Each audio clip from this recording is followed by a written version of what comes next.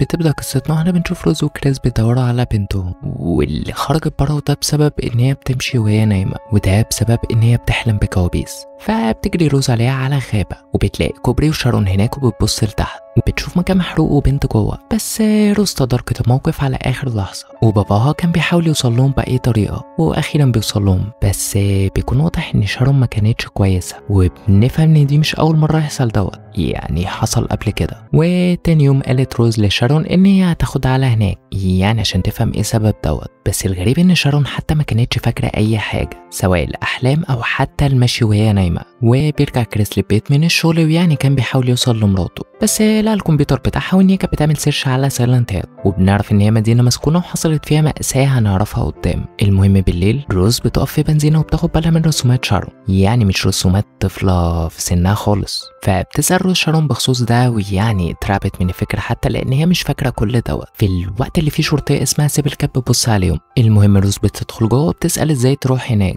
فالموظفة قالت لها المدينة دي مبقاش ليها طريق، يعني مين اصلا ممكن يروح هناك، وده قبل ما تقول لها ان الفيزا بتاعتها موقوفه. فبتتصل روز على طول بجوزها اللي قال لها انا اللي وقفتها، وان بنتك محتاجه تروح المستشفى مش محتاجه تروح مكان مسكون زي ده. فقالت له ما احنا جربنا ده وما نفعش، بس بيقفل في وشها. فبتروح سيبل لشارون يعني عشان تطمن عليها، فقالت لها ماما قالت لي ما اتكلمش مع حد ما اعرفوش. فروز وصلت وبتبعدها ومفيش ثواني، وكانت ماشيه وراهم وعايزه توقف، وكانت عايزه تقف طبعا في الاول، بس اخدت بالها ان هي خلاص على حدود المدينه. فطبعا ما فكرتش اللحظه قبل ما تمشي وتسيبها وتدخل جوه مهما كان اللي هيحصل. ولما دخلوا مدينه الراديو كان بيطلع دوشه مش مفهوم سببها، وشارون بدات تصرخ وتغطي ودانها. وهنا بدات الحكايه لما طفله ظهرت في نص الطريق، فبتفاديها وكانت هتحصل كارثه، وبتفوق بعدها وبتلاقي نفسها في المدينه، وكان في شبوره في كل مكان ورماد كأن في حاجه محروقه يعني مش احسن مكان تقضي فيه اجازه. فبتنادي روز على شارون وشافت حد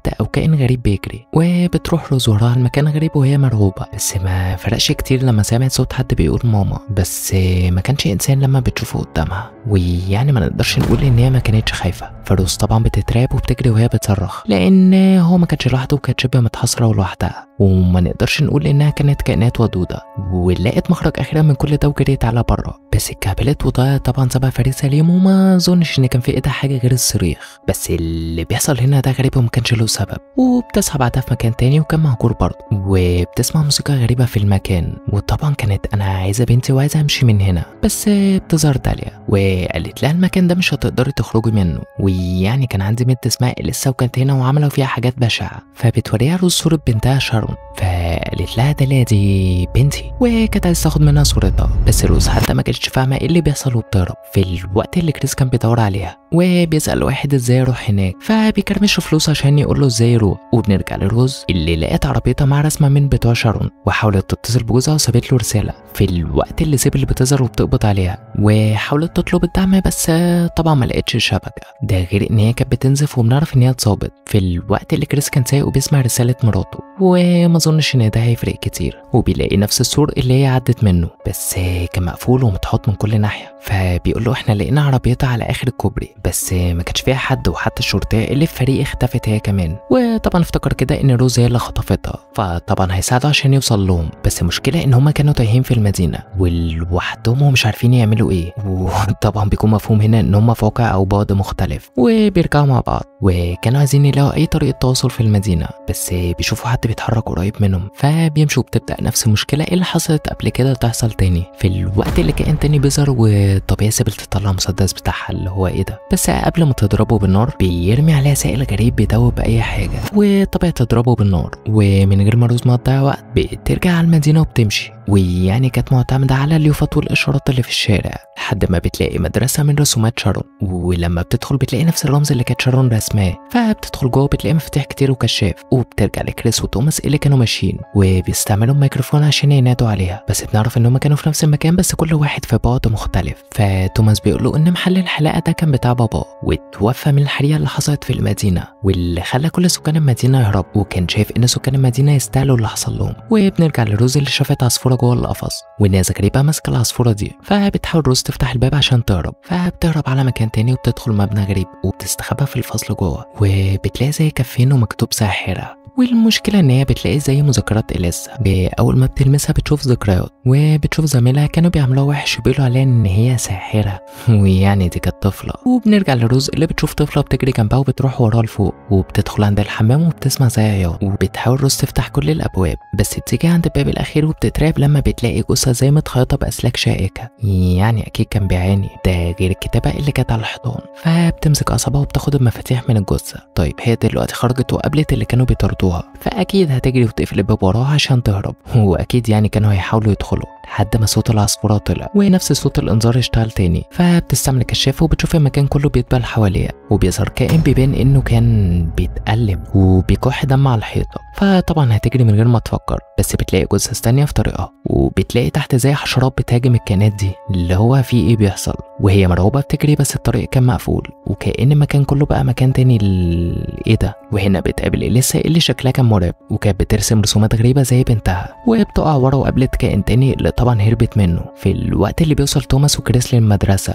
وبيمشوا في نفس المكان اللي روز كانت فيه، ويعني محدش كان شايف التاني لان قلنا ان كل واحد فيه بعد مختلف. بس كريس قال روز هنا انا شميت البرفيوم بتاعها، بس توماس اللي هو ايه الهبل ده، فقال له يلا نمشي من هنا. وروز طبعا ما كانتش في موقف تتحسد عليه، بس قبل ما يقربوا لها سيبل لحقتها واخدتها اوضه تانية يعني بعيد عن كل ده، ودست على كائن منهم وقفلوا الباب عشان يمنعوا الكائنات دي. فسيبل بتفك الكلبشات في الوقت اللي بتقول لها انا الرصاص بيخلص مني، بس كان عندهم مشكله تانية، ودي بتكون الكائن ده اللي هو بيراميد هاد، وبيبان انه كان قادر يكسر الباب، وبيدخلهم الكائنات دي قبل ما هو يحاول يدخل بنفسه. فطبعا اول غريزه هنا ان هي تضرب نار عليه، وما نقدرش نقول انه كان فارق معاه، بس مره واحده كل حاجه بتختفي وبترجع لطبيعتها، وبنفهم كده ان ده بيحصل لفتره قصيره في الوقت اللي توماس بيقول لكريس امشي من هنا ويعني سيبنا احنا نتصرف. بس كريس كان عايز يعرف ايه اللي بيحصل، فبيتصل بالشرطه عشان يجيب ملفات المكان، بس قالوا له المعلومات دي سريه، بس ده ما منعش كريس ان هو يستناهم يمشوا ويتسحب يعني عشان يشوف الورق بتاع المكان، ويعني حريقه غير صور إليسا واللي كانت نسخه من شارون، وده كان غريب. ومن ناحيه تانية بيلاقي معرفه عن جريمه حصلت في الاوضه رقم 111 في الفندق، وبنرجع لروز وسيبل اللي لقوا الفندق ده، وبيسمعوا واحده بتصرخ اللي هو الحقوني، وبنشوف انا اللي كانت بتهاجم داليا. فطبعا بيتدخلوا لحد ما بتشرح انا ان داليا اتنبذت وان هي كانت كافره بمعتقداتهم وهكذا، ويعني انا جيت هنا ادور على اكل للناس اللي معايا. فبتاخد روز السكينه وبتاخد بالها من نفس الرمز على الارض، فبتقول لها ده رمز المعتقد بتاعنا، غير انهم بيلاقوا الرسومات بتاعت شارون. فبيروحوا يدوروا على الاوضه 111 وبعد لفه كتير ما قدروش برضه يلاقوها، وبيلاقوا زي لوحه. فانا قالت ان ده اول حريق، وبنعرف ان دي بترمز للساحره اللي دمرت المدينه كلها. بس بتاخد بالها روز ان الرسمه دي شارون رسمت زيها قبل كده، فبدات تقطعها، والغريب ان هي بتلاقي الاوضه 111 والسكينه بتقع منهم وهم بينطوا، وفجاه بتظهر بنت تانية فبتمشي وراها روز، وما نقدرش نقول ان الطريقه كانت مهاد وسهل، ويعني حتى كانت هتقع.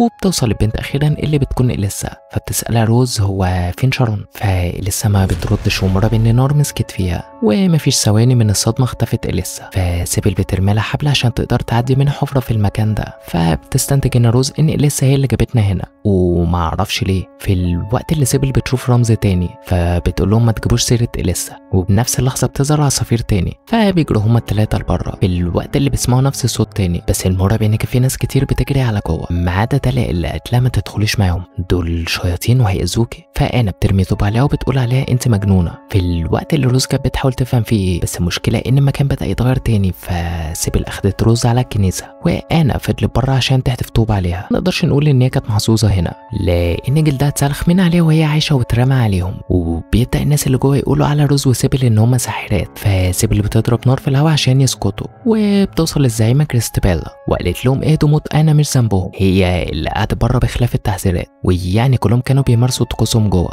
في الوقت اللي بيروح كريس لدار الايتام اللي اتبنوا شارون من، بس الغريب ان مسؤول في المكان يعني ما رضتش تقول له اي حاجه، وطبعا ده هيخليه يتجنن اكتر اللي هو انا عايز اعرف. بس بيتدخل توماس وبيوقفه، وبيبدا يحكي له كل حاجه حصلت، ان إليسا اتحرقت اليوم بتاع الحريقه، وان السكان هناك هم اللي حرقوها، وبيوروا له علامات على ايده قبل ما يقول له ان في ذنوب لازم تخلص بالطريقه دي وروح على البيت وانسى كل ده وما تجبرنيش احبسك. بنرجع لسايلنت هيل بعد كل ده، فبتكلم كريستابيلا مع روز وسيبل بخصوص ان في شيطان بيحكم المدينه اللي هما فيها، وان لازم روز تحاربه لو عايزه تشوف بنتها تاني. وقالت لها بس على الاغلب مش هترجعي تاني، بس روز ما فرقش معاها اللي هو انا عايزه بنتي. فاخدتها كريستابيلا هي وجنودها المبنى تاني وخلت روز تحفظ خريطه المبنى كله، وبيفتحوا لما دخلوا وان الشيطان على الاغلب مع بنتها جوه، غير ان هي بتديها السلسله بتاعتها بس بتشوف شكل بنتها وطبعا كانت نسخه من إليسا. فاول حاجه هتقولها لها انت ساحره، وقالت لجنودها امسكوهم. وسيبل بتقف قصادهم في الوقت اللي زقت فيه روز ناحيه الاسانسير، يعني كانت بتدافع عنها وبتمنع اي حد يوصل لها، بس حظها ما كانش الاحسن لما بنعرف ان الرصاص خلص، فاتلموا عليها وضربوها بطريقه صعبه. في الوقت اللي الاسانسير بينزل لتحت وبتوصل روز للمكان اللي قالوا عليه، وكانت فاكره خريطه اللي حفظتها عشان تقدر تتحرك في المكان، بس المره ان هي بتلاقي زي ممرضات جوه بس شكلهم كان متشوه، بس بيقفوا بنفهم ان هم بينجذبوا للنور او الصوت، فبدات تتحرك وسطهم ويعني نكهت للحظات قبل ما ينشطوا ويبداوا يهاجموها. فبتكمل زحف وانتهى الموضوع بانهم يهاجموا بعض، وبتكمل زحف وسطهم سايبه الكشاف عشان ما يعرفوش مكانها، وبتبدا تفلق بحياتها من المكان. ولما بتعدي من الباب بتسمع صوت إليسا في المكان وهي بتقول لها تعرفي الحقيقه دلوقتي، وبتبدا تشوف ذكريات تاني. وبنعرف ان إليسا ما كانش ليها اب، وطبعا سكان المدينه قالوا ان هي بنت حرام وكده، وده اللي خلى الاطفال يقولوا عليها ساحره، يعني ما نقدرش نقول ان هي كانت محبوبه. فبتقنع كريستابيلا تالي ان ده ذنب ولازم يخلصوا منه، فاتجمعوا كلهم في الاوضه رقم 111 عشان يحرقوها. فداليا اتصدمت هنا لان عرفت ان كريستابيلا كان في نيتها تحرق بنتها من البدايه، بس لحظهم يومها حصل مشكله وقامت حريقه في المكان، وطبعا بنفهم كده سبب الحريقه اللي حصلت في المدينه، ويعني كانت بتحاول تنقذ بنتها بس بعد ايه. وبنعرف ان توماس هو اللي خرج جثه إليسا، ويعني الوجع اللي كانت حاسه بيه هو اللي وجد الكائنات دي، وكانت مسيطره على المدينه وما بتفكرش في حاجه غير الانتقام. وبنرجع للحاضر وبتلاقي روز نفسها في الاوضه اللي كانت فيها إليسا، وجثتها كانت موجوده على السرير، وبتشوف الشبح بتاعها جنب الممرضه، وبتقول لها ان شارون الجزء كويس اللي كان فاضل فيها قبل كده، ونزعته مني في العالم بتاعكم عشان ما ورطهاش في كل ده. وكريستابيلا عايزه تحرق شارون برضه، فروز وافقت ان هي تساعدها في الانتقام، فبتحضنها وبتدخل جواها، وبنشوف الممرضه اللي كانت بتنزف من عينيها. المهم بتوصل كريستابيلا مع جنودها في الوقت اللي شارون كانت مرعوبه، ويعني داليا كانت بتحاول تحميها، بس هتعمل ايه قصاد كل دول اللي اخدوها بسهوله، ومفيش ثواني واتجمعوا عشان يعيدوا نفس الطقوس بتاعه الحرق.